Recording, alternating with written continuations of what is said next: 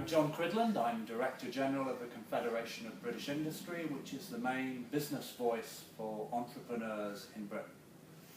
Great. How do you define achievement? For me, achievement is about making a difference. We can all turn up at work, do what we're paid to do, think we've done a good job, but actually not change anything. And at the end of the day, I don't think that's achievement. I think achievement is being able to see how, at the end of a very long effort, you've changed the dial, you've moved the dial on the clock, and things are different from if you hadn't bothered to make a difference at all. I don't think anybody looking at me 30 years ago or 40 years ago would have expected me to be where I am today. I don't think that was in any way a predictable outcome. I mean, I come from a pretty ordinary background, a working class background. My elder brother was the first Cridland ever to go to university. So we were on a journey that probably wouldn't have been what any previous generation of Cridlands would do. In fact, I'm a historian by background, so I've looked a bit at our family history. And my brother and I are the first Cridlands not to be farmers. All the other Cridlands are farmers. And none of the other Cridlands lived more than 10 miles away from any other Cridland. So for me to move to London from the country and not be a farmer was quite a change in its own right. You know, I went to an ordinary state school. I didn't have any great sense of a particular vocation. I hadn't decided I was going to be an Olympic athlete or a brain surgeon. Like a lot of people, my career more or less happened by accident. And then you come back to the point about achievement. If you achieve things, doors open that otherwise wouldn't open. Farmers actually need support networks. They need to support each other. One of my favourite films is the film Witness with Harrison Ford, which is actually a thriller. But there's a great scene in Witness where it's set in an Amish community in Pennsylvania, where a young couple get married and all the other people in the Amish community come in one day and build that farmer a barn. Now that's extreme, that's the way the Amish community choose to live. But it illustrates my point about support networks and people sticking together. And that was my family background. You know, you don't achieve things by climbing over other people to get to the top. My expectations were probably quite modest. But the world had changed from previous generations. The days of people doing the farm because their father did the farm have moved on. The farms where I was brought up are now huge. They're 1,000-acre farms, not 50-acre farms. So you have to move with those changes, don't you? In the professional space, I think people would say becoming the Director General of the CBI was my greatest achievement, because there have been 10 Director Generals of the CBI, and I'm the only one that's ever been appointed from within the organisation. So somebody who's been promoted up. All the others have been big figures, great names, that have come from being editors of the Financial Times or chief executives of law firms or other things. Because that's been the tradition here, that you bring in a leadership from outside. So I've broken the mould. That's what people would say. Perhaps I've surprised people by breaking the mould. It wasn't necessarily expected. It certainly wasn't predictable. But that's not what I would say was my greatest achievement. I'm very clear in the professional space what my greatest achievement is. And it was, gosh, started about 15 years ago.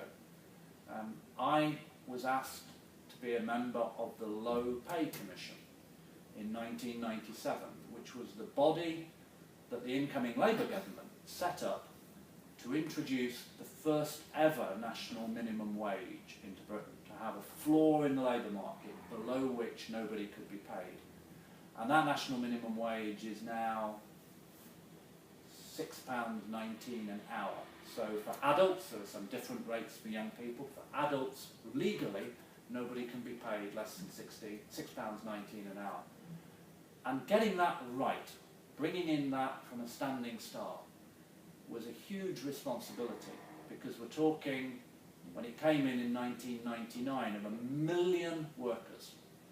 And on the 1st of April 1999, 1 million of our fellow citizens got a pay rise of about 25%. And ever since, that rate has gone up to £6.19 an hour. But the achievement was, I don't think any small businesses went out of business. So it needed to be set high enough to do something useful and low enough not to cause those businesses to sack people or even close down. So it was a complicated piece of calibration. And why do I feel proud of that? Because I think I achieved something that did something useful. It made some poor people a bit better off, but it didn't bring the economy to a grinding halt. So we got it right. I'm very proud of that. How long did that take? The Commission started in 1997. D-Day was the 1st of April 1999. But actually, I was a low-pay commissioner for 10 years, up to 2007. And each year, we increased the minimum wage. And each year, we kept it going. And each year, we avoided it collapsing. So for me, it was a 10-year journey and very exciting. I would say two things to a young person about doing that. First of all, a message about chasing your dreams. You know, as far as we know, we get one chance at this. So you might as well go for gold. You might as well chase your dreams, even if they look pretty extreme. So if you've decided you want to make it on the West End stage as a singer, yeah, okay, there'll be thousands of people auditioning for every part that comes up, but somebody's going to win, and it might just be you, so go for it. The second thing I'd say, and perhaps this is because I'm quite a cautious person, always have a plan B. Always have something to fall back on if you don't manage to do what you want to do. And so I think it's particularly important if a young person's bored by school, if their idea is not to go to university, if they want to get out and set up their own business or come to London and try and get a job in the theatre, okay, that's fine, chase your dream. But I think it's really sensible for the plan B, get 5 good GCSEs, yeah? Get a qualification in English and maths. Because if you don't achieve your ambition, you've got something to fall back on, something to get you a job. We spent an awful lot of time, a year in fact, going up and down the country, talking both to small businesses and to low-paid workers about how to get it right. So I remember going to Leicester and meeting in a room above a pub a group of Asian women who were veiled, who were very nervous about meeting us. They weren't allowed by their families to work outside of the home, but they did stitching work, stitching skirts in their own homes, and they earned 50p an hour. 50p an hour, yeah? And when we brought in the minimum wage, it was £3.60 an hour when it started. By talking to people like that, we worked out how to make the minimum wage a success without it becoming a disaster.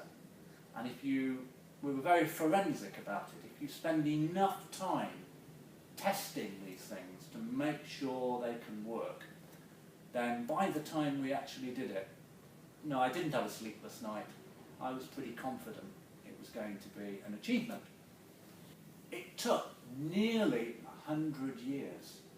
Nearly 100 years. People had been talking about having a national minimum wage from the turn of the century. Why it never happened? Because business didn't want it. It was an intervention in businesses being able to do what they wanted to do. And funnily enough, the Labour Party had never wanted it because the trade unions didn't want it, because the trade unions wanted to be able to negotiate wages through collective bargaining. That's why trade unions exist. So in the days when trade unions were powerful, They didn't want the government to regulate it because it reduced the reason to have trade unions. But by the 1990s, we'd reached a point where inequality of earnings was becoming a bigger and bigger problem. The rich were getting richer, and the poor were falling further and further behind. And everybody actually came to accept that we needed a different approach. But it took decades. It took decades, yeah. Do you believe that most change takes that long? Issues are different, aren't they? Some things can change quite quickly. Not all things have to take 100 years. It's funny, technology, anything to do with technology changes things much, much quicker. And of course what we're seeing at the moment, we're living through a period where the speed of progress is becoming exponential. You look at digital technology, what we can do today compared to what we could do 10 years ago. You know, I heard the story the other day of somebody who told me about their 2-year-old granddaughter who'd walked into their house, walked up to the television screen and done that because they presumed that the television screen was a touch screen. As a 2-year-old, why wouldn't the television screen be a touch screen? Isn't that something about the speed of progress? So my battle with the minimum wage took 100 years, but technology is breaking down many of these barriers and enabling things to happen almost by the year, if not by the month. I'm fond of the saying, necessity is the mother of invention. So in tough times, and we are in tough times, we manage, it's the human spirit, isn't it? We manage to do things that proved elusive in the easy times. So suddenly, if a business is growing at 3% a year, every year, and it's actually almost falling into your lap, you don't need to innovate, you don't need to change. You might think you do, but there isn't the same pressure. If business isn't growing at all, or is even going backwards, then you have got to provide customer delight. You've got to sell something to your customers that they didn't even know they wanted to buy, to persuade them to spend money that they don't really want to spend. And if you get that right, you continue to grow. And I'm constantly meeting entrepreneurs, particularly in small businesses, who are finding ways of growing their businesses, even though times are very, very difficult. So of course, it isn't always fun. And of course, businesses face very difficult times. But it's in those difficult times that really exciting things can happen.